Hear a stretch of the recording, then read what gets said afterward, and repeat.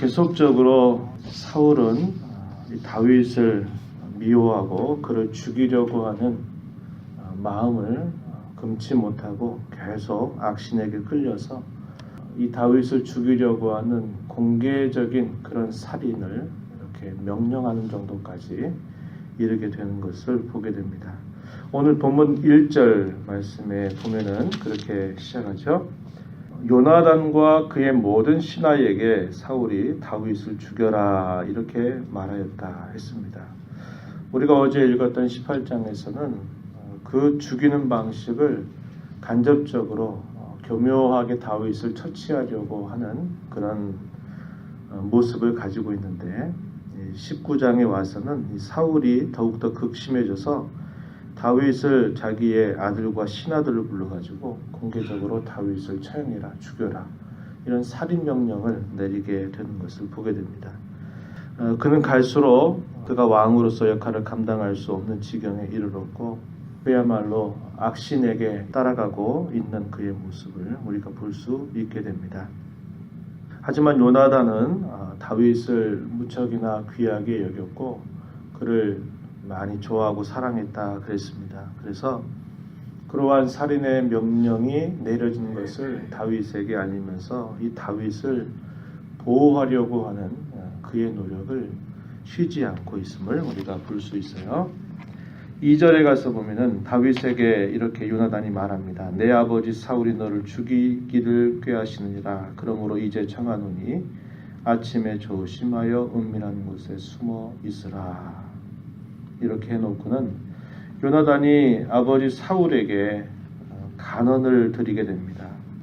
4절과 5절에 보면 다윗을 향해서 간언하는데 이 다윗을 향해서 범죄하지 말라고 이야기하고 그는 결코 왕께 득죄하지 아니했고 그가 하는 일들은 매우 선한 일이었다.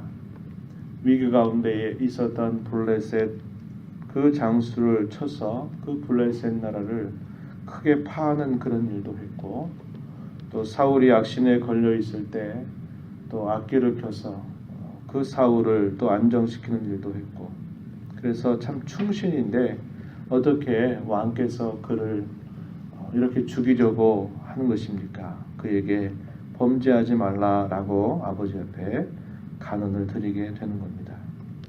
5절에서 여호와께서는 온 이스라엘을 위하여 큰 구원을 이루셨으므로 왕이 이를 보고 기뻐하셨거늘 어찌 까닭 없이 다윗을 죽여 무지한 피를 흘려 범죄하려 하시나이까. 이 말을 들었던 사울은 그의 정신이 그때는 또 괜찮았던 것 같습니다. 그 말을 듣고는 여호와의 이름을 불러서 그가 맹세합니다. 맹세하는 말이 6절에 그가 죽임을 당하지 아니할 것이다. 내가 그를 죽이지 않겠다. 그래, 내 말이 맞다. 내가 그렇게 하지 않겠다. 이렇게 말하면서 맹세를 합니다. 이 맹세를 한다는 것은 그 맹세를 반드시 지켜야 된다는 것이고 그 맹세를 지키지 아니할 경우에는 그 지키지 않는 것에 대한 벌을 자기가 받겠다라는 것을 나타내는 말입니다. 그래서 맹세가 대단히 중요한 것이에요. 사울은 요나단의 말을 듣고서 다윗을 향해서 내가 다시는 그렇게 하지 않겠다. 이렇게 하나님의 이름을 불러서 맹세를 했던 것입니다.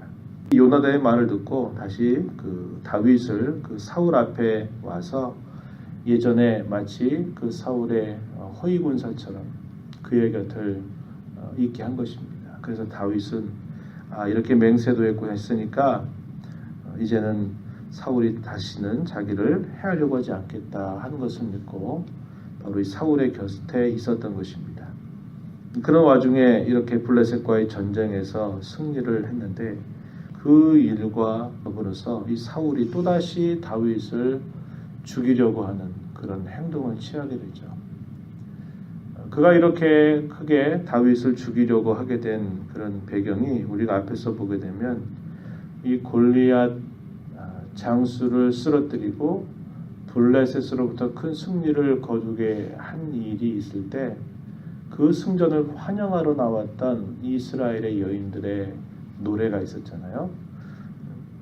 사울은 천천히요 다윗은 만만이다 라고 하는 말을 들으면서 야, 그러면 다윗이 이 나라를 얻는 것밖에 더 높은 게 없겠다 생각하고서는 이 다윗을 죽이려고 하는 그런 음모를, 모의를 계속 꾸미게 되었던 것이죠. 블레셋과의 전쟁에서 또다시 승리했다고 하는 그런 소식을 듣고는 오히려 기뻐하고 참 잘했다 격려하는 그런 모습이 아니라 또다시 이 다윗을 죽이려고 하는 그런 사울의 모습을 우리가 볼 수 있습니다. 10절 말씀해 보니까 사울이 단창으로 다윗을 벽에 박으려 하였으나 그는 사울의 앞을 피하고 사울의 창은 벽에 박힌지라. 더 이상 다윗은 사울의 곁에 있을 수가 없음을 알게 되었고, 그래서 다윗은 그 밤에 도피하게 되는데, 그가 도피한 곳이 어디냐면 그의 집이었다 하는 겁니다.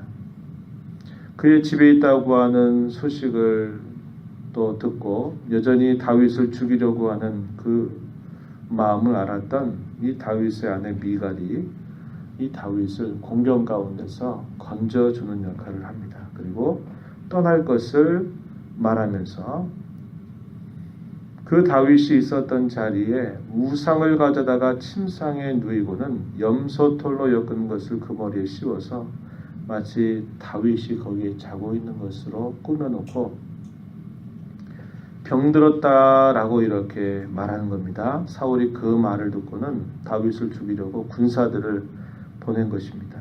그랬는데 그 덮여있던 그것을 이렇게 열어보니까 거기에는 다윗이 있었던 게 아니라 이 우상의 모습, 우상이 있었던 것을 보게 되죠. 사울이 그것을 보고는 어떻게 해서 네가 나를 이렇게 속였느냐라고 그의 딸에 대해서 책망을 하게 되죠. 그랬더니 뭐라고 말합니까? 17절 중반 이하에 보면은 이렇게 말해요. 그가 내게 이르기를 나를 놓아 가게 하라. 어찌하여 나로 너를 죽이게 하겠느냐 하더이다. 다윗을 위하는 말을 들으면 아버지 사울이 자기에게 화를 낸 게 분명하고, 또 그러니까 마치 다윗이 자기를 공갈하고 협박해서 다윗이 자기를 두고 이렇게 피신해 간 것처럼 말을 이렇게 함으로써 그 위기를 모면하는 그런 미갈의 모습을 우리가 볼 수 있게 됩니다. 다윗은 어디로 피해가냐면 사무엘이 있는 곳으로 피해갑니다. 라마 나요시라고 하는 곳으로 피해가게 되고, 어떠한 일들이 있었는지를 다 이 사무엘에게 말을 하는 것입니다. 사무엘이 그런 것을 다 알았겠죠. 왜냐하면 이 사울왕이 그가 범죄했던 모든 일들을 사무엘이 알고 있고, 또 하나님께서 이 사울을 버려서 자신에게 이 다윗에게 기름을 부었던 이 모든 일들에 사무엘이 관여하고 있기 때문에 그러한 사실들을 잘 알았던 것입니다. 그런데 그가 그곳에 있다고 하고는 소식이 알려지면서 사울은 계속적으로 다윗을 죽이려고 그의 군사들을 보낸 것입니다. 3번에 걸쳐서 그의 전령들을 보내지만 이 3차례씩이나 하는 동안에도 하나님이 그들을 강권하셔가지고 그 전령들, 그 군사들로 하여금 예언을 하게 만드는 것입니다. 예언을 하게 만들었어요. 안 되겠다 싶어서 사울이 그의 군사를 데리고 이곳으로 찾아옵니다. 그래서 다윗을 죽이려고 하는데 그도 이 사무엘이 있는 이 라마 나요스로 왔는데 그가 어떻게 되느냐 하면 23절 끝에 보면요. 하나님의 영이 그에게도 사울에게도 임하시니까 그가 라마 나요스에 이르기까지 걸어가며 예언을 하였다. 그가 또 그의 옷을 벗고 사무엘 앞에서 예언을 하며 하루 밤낮을 벗은 몸으로 누웠더라. 그러므로 속담에 이르기를 사울도 선지자 중에 있느냐 하니라. 옛적에 그가 이 사무엘이 있었던 라마나요스로 왔을 때 그가 예언을 하게 되는 그런 체험을 하거든요. 그런데 이렇게 오랜 시간이 지나서 그가 다시 이곳에 왔는데도 그가 다윗을 죽이려고 오긴 했지만 하나님의 영이 그를 강권하니까 그가 죽이려고 한 게 아니라 거기서 예언자들의 그룹 안에서 예언을 하게 되는 것을 우리가 보게 되는 것이죠. 그럼에도 불구하고 이 사울은 계속적으로 이 악령에 끌림을 받아서 다윗을 죽이려고 하는 일들을 쉬지 않는 것을 우리가 보게 되는 겁니다. 다윗은 이런 과정에서 참 얼마나 애매하고 억울한 그런 시련과 고난을 당했을까요?